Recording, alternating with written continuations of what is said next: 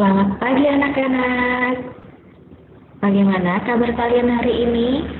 Alhamdulillah di hari yang cerah ini kita bisa bersama belajar untuk pembelajaran selanjutnya. Alhamdulillah semua diberi kesehatan, bukan? Apakah semuanya sehat? Ya, semoga semuanya sehat dan selalu dalam lindungan Allah Subhanahu wa Ta'ala. Anak-anak, pada pembelajaran hari ini, Jumat tanggal 24 Juli, anak-anak akan belajar dua, yaitu yang pertama matematika dan yang kedua adalah pembelajaran tema. Nah, seperti yang sudah disampaikan, untuk pembelajaran matematika, anak-anak belajar tentang penjumlahan pecahan biasa, yang mana anak-anak akan diajarkan cara menjumlahkan pecahan dengan cara menyamakan penyebut dengan mencari KPK-nya. Nah, untuk pembelajaran tema ini, Bu Guru akan menyampaikan materi dari buku tema, yaitu di pembelajaran 5 dan 6. Ya, materi itu akan dipadatkan sehingga kita bahas hari ini pada pembelajaran 5 dan 6. Untuk hari Sabtunya, anak-anak, kita akan melaksanakan kuis seperti yang sebelumnya. Nah, kuis itu akan berisi tentang soal-soal yang berkaitan dengan pembelajaran kita selama 1 minggu ini. Jadi, supaya anak-anak bisa mengerjakan kuis dengan maksimal, ya. Kemarin sudah banyak yang mendapatkan nilai 100, ya. Bagus sekali, Bu Guru sangat mengapresiasi kalian. Nah, caranya adalah anak-anak belajar materi yang sudah disampaikan Bu Guru dalam seminggu ini, termasuk materi tema, termasuk materi bahasa Jawa, dan juga matematika. Karena bahasa Inggris belum ada, jadi untuk kuis belum ada tercantum bahasa Inggris. Itu pengantar dari Bu Guru, ya. Anak-anak, kita sedikit mereview pembelajaran selama 1 minggu ini, terutama untuk yang pembelajaran tema. Kita sedang belajar tentang organ gerak hewan. Ya, kemarin sudah tahu semuanya ada organ gerak hewan. Nah,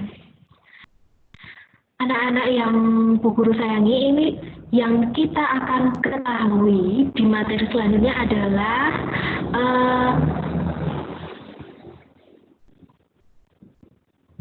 organ gerak hewan itu juga dipengaruhi oleh bentuk fisik. Yang pertama, hewan itu dibedakan atas 2 hal, yaitu mempunyai tulang belakang dan tidak mempunyai tulang belakang. Nah, tidak mempunyai tulang belakang dan mempunyai tulang belakang, yang seperti Bu Guru kemarin sudah sampaikan pada gambar kelinci, itu ada gambar rangkanya, ya. Nah, rangka itu merupakan bentuk ciri-ciri hewan itu punya tulang belakang, ya. Itu disebut dengan hewan vertebrata. Vertebrata itu berarti hewan bertulang belakang. Lalu kebalikannya apa? Kebalikannya adalah avertebrata, hewan yang tidak mempunyai tulang belakang. Nah, untuk lebih memahami materi ini, silahkan siapkan buku tema kalian di halaman 41, silahkan dibuka anak. Jangan lupa siapkan juga buku tulisnya, alat tulis. Ya, kita buka di halaman 41.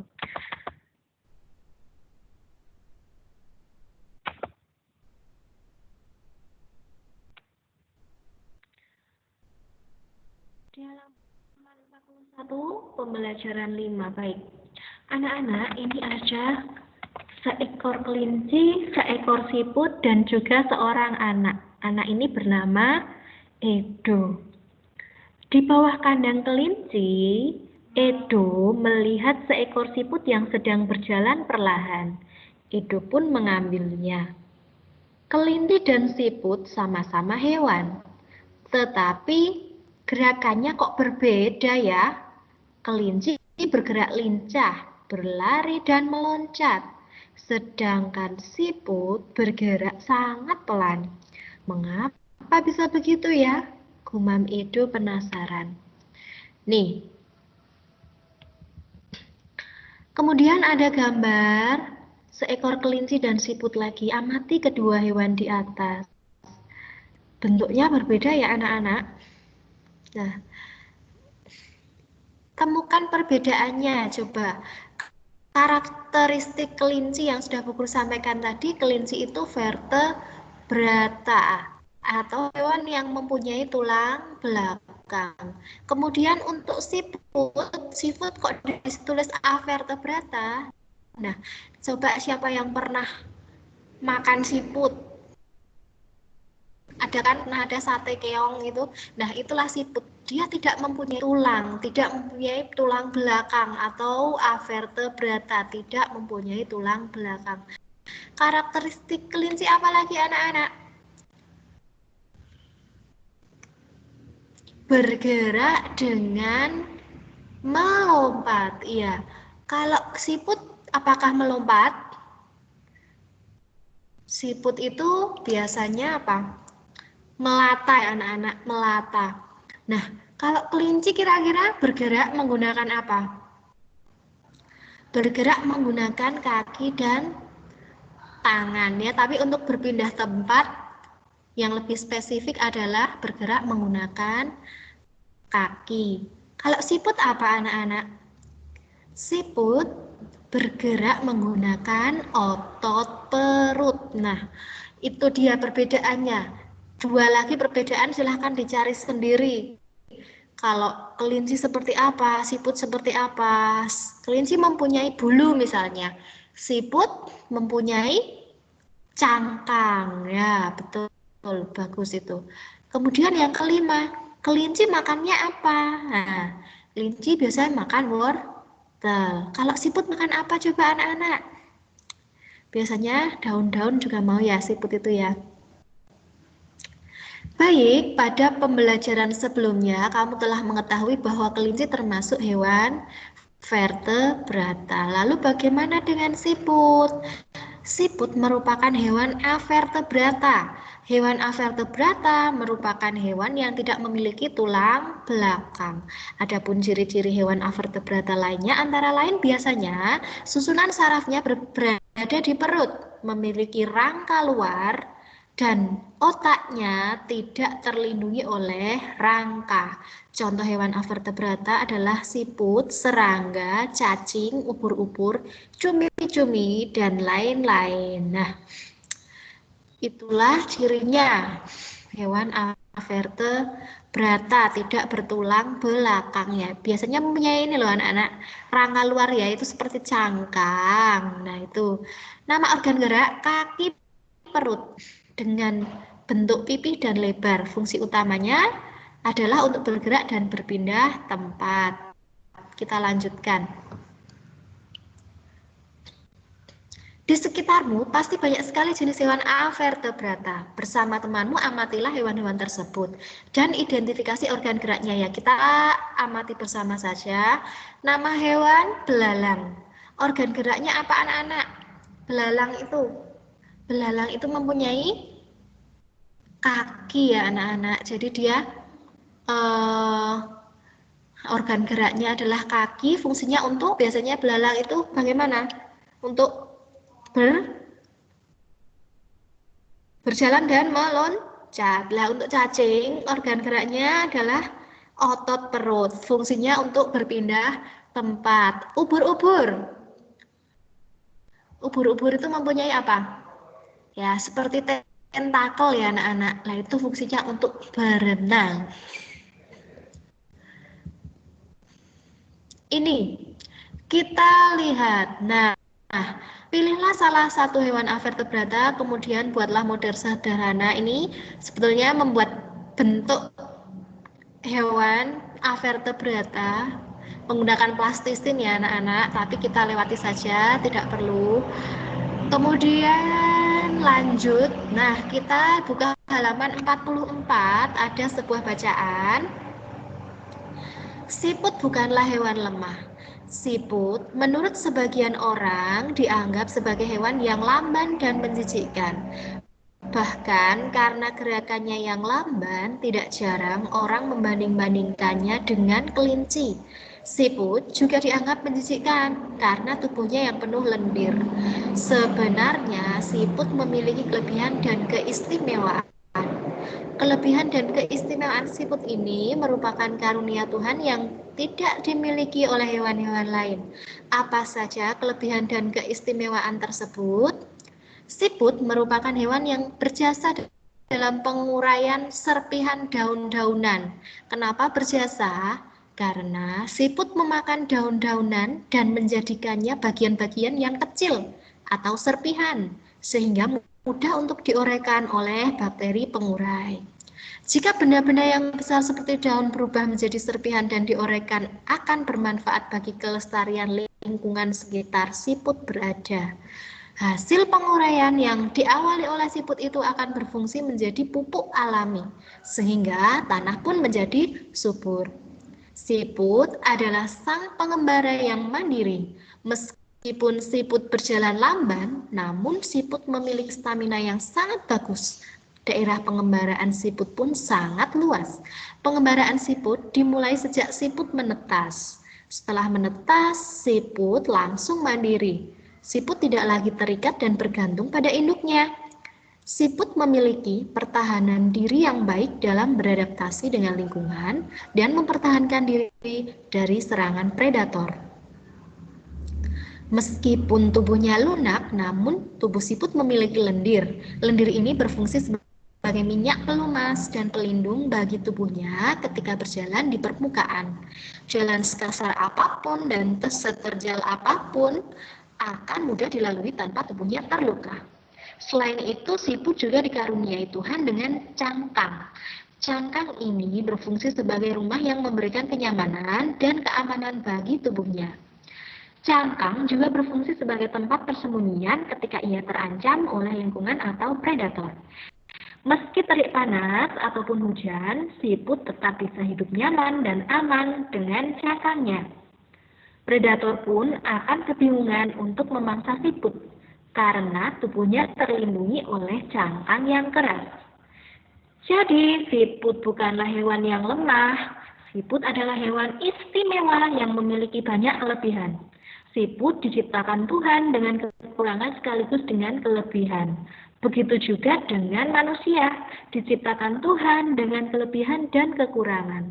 Oleh karena itu, kamu tidak boleh menyombongkan, iri dengan kelebihan yang kamu miliki. Kamu juga jangan minder jika kamu punya kekurangan. Nah, berdasarkan bacaan di atas, temukan ide pokok dan kalimat pengembang masing-masing paragraf. Ya, kita cari ide pokok pada paragraf pertama. Siput merupakan hewan yang berjasa dalam penguraian serpihan daun-daunan. Nah, ini dari paragraf pertama ini, letak inti kalimatnya berada di kalimat pertama. Siput adalah sang pengembara mandiri meskipun siput berjalan lamban. Nah, daerah penggunaan siput sangat luas. Penggunaan siput dimulai sejak menetas. Setelah menetas, siput langsung mandiri. Siput tidak lagi terikat. Ini juga di kalimat pertama. Oke. Begitu caranya mencari ide pokok ya anak-anak. Nah, ini ada 6. Silahkan nanti kalian coba sendiri di rumah ya. Untuk menemukan ide pokok kalimat, nih kamu telah berhasil. Nah, sekarang coba tuangkan isi bacaan ke dalam gambar cerita. Nah, ini gambar cerita anak-anak. Gambar cerita. Nah, ini tugas kalian untuk hari ini ya. Gambar cerita. Sebelum kita Bu Guru jelaskan tugasnya, silahkan kita simak terlebih dahulu. Ayo berkreasi. Nah, ini corak gambar cerita atau ilustrasi ya. Sebagai pengetahuan, pada pembelajaran sebelumnya kamu telah mempelajari ragam gambar cerita atau ilustrasi. Dalam membuat gambar cerita, kamu juga harus mengetahui corak gambar cerita dan ilustrasi. Corak gambar cerita atau ilustrasi adalah sebagai berikut. Ada beberapa jenis, yaitu yang pertama realis. Realis merupakan gambar yang dibuat seperti keadaan aslinya, baik bentuk, ukuran, dan tata letaknya.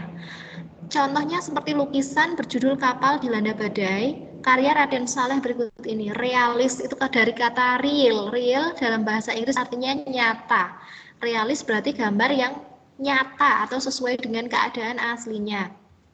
Nomor 2, yaitu contohnya adalah karikatur. Karikatur merupakan gambar yang melebih-lebihkan atau mengubah dari objek aslinya. Gambar karikatur menyajikan objek dengan karakter yang lucu dan aneh. Biasanya gambar karikatur mengandung kritikan dan sindiran. Nggak butuh narkoba, main bass aja. Nah ini ada yang dilebih-lebihkan. Yang dilebih-lebihkan gambar apa nih? Kepalanya ini kayaknya ini ukurannya diperbesar ya. Jadi kepalanya lebih besar. Nah itu ciri dari gambar karikatur. Yang ketiga adalah gambar kartun. Kartun merupakan gambar yang berfungsi untuk menghibur dan berisikan humor. Gambar kartun dapat berupa tokoh binatang atau manusia. Kalian sering lihat film kartun. Nah, film kartun itu kalau diambil gambarnya yaitu gambar kartun. Nah, gambarnya seperti ini ya, anak-anak banyak ya. Bisa kalian lihat contohnya banyak itu ya di televisi. Dekoratif yang keempat. Dekoratif adalah gambar yang disajikan dengan mengubah bentuk objek aslinya, namun tanpa menghilangkan ciri-ciri khasnya. Nah ini, dekoratif dan gambar realis hampir sama ya anak-anak. Tetapi di dekoratif, gambar yang disajikan ini mengubah bentuk objek aslinya.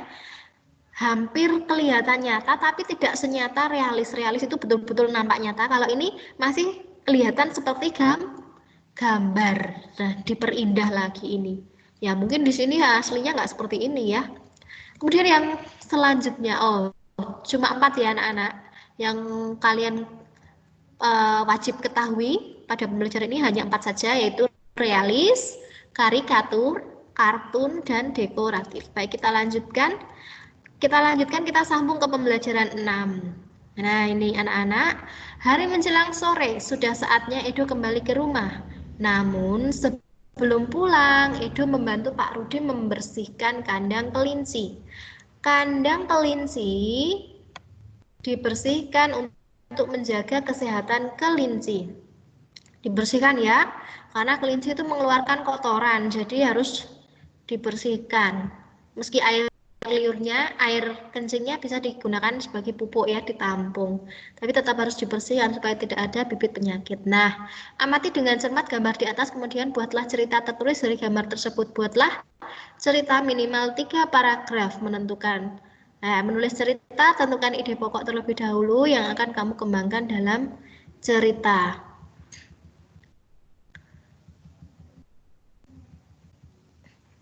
Lanjut, kita ke gerak kupu-kupu. Kupu-kupu adalah hewan yang lucu, warnanya indah dan menarik. Banyak yang menyukainya. Dia terbang dan hinggap pada bunga-bunga. Badannya kecil, namun memiliki sayap yang lebar. Sukakah kamu pada kupu-kupu? Kupu-kupu termasuk hewan serangga. Kupu-kupu memiliki organ gerak yang sama seperti serangga-serangga lainnya. Salah satu organ gerak yang istimewa dari kupu-kupu dan serangga lainnya adalah sayap. Dengan sayap ini, maka menjadikan serangga sebagai satu-satunya hewan avertebrata yang bisa terbang. Nah, kupu-kupu itu termasuk hewan avertebrata ya, tapi bisa terbang karena memiliki sayap. Tahukah kamu, sayap kupu-kupu yang indah sebenarnya transparan? Lalu kenapa terlihat berwarna-warni? Sayap kupu-kupu terlihat warna-warni karena perbedaan kecerahan pada setiap lapisan tipisnya.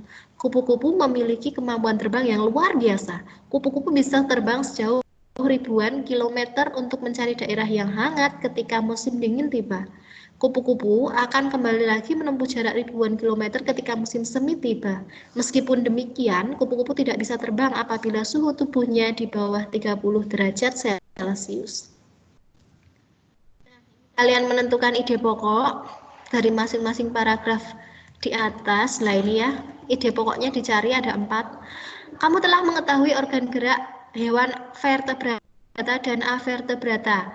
Pada pembelajaran sebelumnya, kamu telah mengetahui gerak kelinci, siput, dan kupu-kupu. Bersama kelompokmu, melalui contoh gerak hewan-hewan tersebut, identifikasi ke dalam kelompok hewan vertebrata atau evertebrata.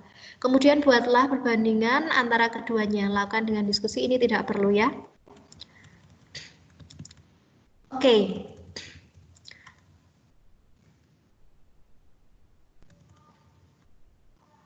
Ya, baik, pembelajaran kita sudah cukup ya anak-anak, sudah selesai.